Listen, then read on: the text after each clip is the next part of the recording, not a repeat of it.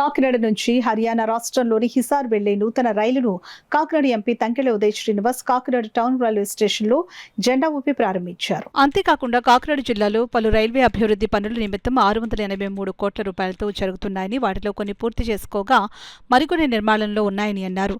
అలాగే త్వరలో కాకినాడ నుంచి రాజస్థాన్లోని జైపూర్, యూపీలోని వారణాసి, దేశ రాజధాని ఢిల్లీలకు కూడా ప్రత్యేక రైలు వేయనున్నట్లు ఎంపీ వెల్లడించారు.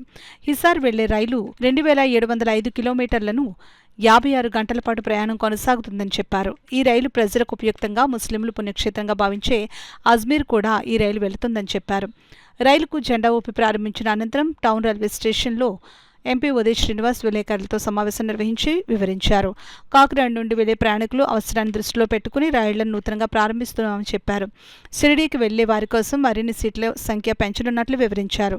కేంద్ర రైల్వే మంత్రి కాకినాడ పైన ప్రత్యేక శ్రద్ధ చూపిస్తున్నారని, అందులో భాగంగానే కొన్ని రైళ్లను వారానికి ఒకసారి తిరిగేవిగాను, కొన్ని రోజువారీ రైళ్లుగాను మార్చిన సంగతిని గుర్తు చేశారు. రానున్న కాలంలో కాకినాడ టౌన్ రైల్వే స్టేషన్ నుంచి ప్రయాణికులకు మెరుగైన సదుపాయాల కల్పనకు రైల్వే శాఖ విశేష కృషి చేయనున్నట్లు ఎంపీ ఉదయ్ శ్రీనివాస్ చెప్పారు.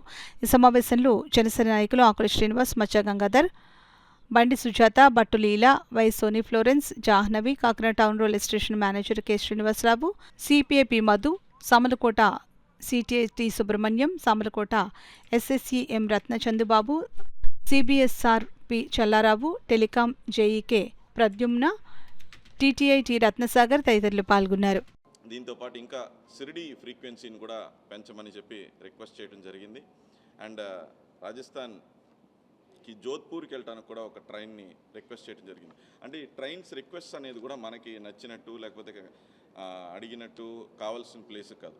ఎక్కువ ప్యాసింజర్స్కి రిక్వెస్ట్ ఎక్కడికి వస్తుంది అనేది స్టేషన్ మాస్టర్ గారికి చెప్పడం కానివ్వండి, లేకపోతే స్టేషన్ మేనేజ్మెంట్లో చెప్పడం కానివ్వండి, అండ్ మా ఆఫీసెస్కి రావటం కానివ్వండి, ప్రజాప్రతినిధుల ఆఫీస్కి వచ్చే రిక్వెస్ట్లను బట్టి, అంటే ఎమ్మెల్యేస్ అందరికీ వచ్చే రిక్వెస్ట్లను బట్టి ఏది ప్రజలకు అవసరమో అలాంటి ట్రైన్స్ని మనం లాంచ్ చేయమని చెప్పి రిక్వెస్ట్ చేసే విధంగా కూడా కోరుతున్నాం.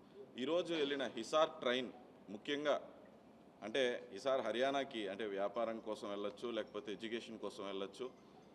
అండ్ మెయిన్ ఏంటంటే బాసర్లో ఉన్న సరస్వతీదేవి గుడికి కానివ్వండి, ఆర్ అన్నిటికన్నా ఇంపార్టెంట్గా డైరెక్ట్గా అజ్మేర్కి దర్గాకి వెళ్ళే ఒక సౌకర్యాన్ని ఈ ట్రైన్ కలిగిస్తుంది.